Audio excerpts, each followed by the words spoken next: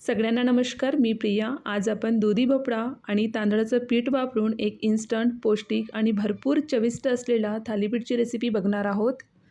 चला तर मग वेळ न घेता झटपट तयार होणारी थालीपीठची रेसिपीला सुरुवात करूया. थालीपीठ बनवण्यासाठी इथे मी अर्धी दुधी भोपळा घेतली आहे. यावरील साल हे काढून घ्यायचं आहे. साल काढून घेतल्यानंतर आपण हे किसणीने किसून घेणार आहोत. तर अशा प्रकारे बारीक असं किसून घ्यायचं आहे. तर इथे जवळपास 1 वाटीपर्यंत हे किसलेलं दुधी भोपळा असेल.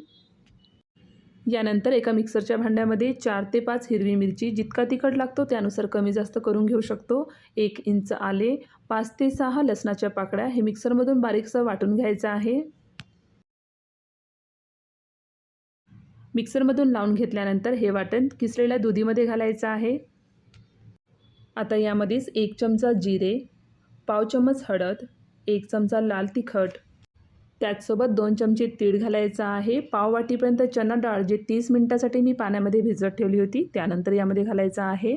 1 वाटीपर्यंत बारीक चिरलेला कांदा, कढीपत्त्याचे पाने, कोथिंबीर आणि चवीनुसार मीठ घालायचं आहे. हे सगळे यामध्ये घातल्यानंतर चमच्याने एकदा हे मिक्स करून घेऊ. एकदा हे सगळं चांगल्या प्रकारे मिक्स करून घेतल्यानंतर यामध्ये 2 वाटीपर्यंत तांदळाचं पीठ घालायचं आहे. तांदळाचं पीठ यामध्ये घातल्यानंतर यामध्ये पाणी न घालता हाताने एकदा चांगल्या प्रकारे मिक्स करून घ्यायचं आहे.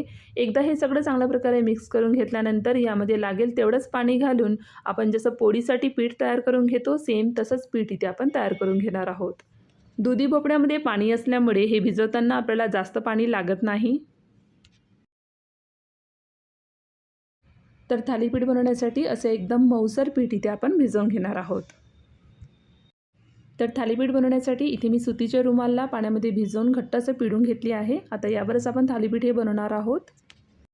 किंवा प्लास्टिकच्या कवरवरती सुद्धा थालीपीठ हे आपण थापून घेऊ शकतो. आता मिश्रणामधून छोटासा गोळा हे हातात घ्यायचा आहे. मिश्रणाचा गोळा हे रुमालावरती ठेवून हाताने एकसारखं असं थापून घ्यायचं आहे. पराठा हे तयार करून घेताना जितकं जाडसर आपण ठेवतो तेवढ्याच जाडीचं आपल्याला इथे थालीपीठ हे थापून घ्यायचं आहे. तर इतकं जाडसर हे ठेवायचं आहे. तर असं तयार करून घेतल्यानंतर आता यावरती बोटानेच आपण हे छिद्र करून घेणार आहोत.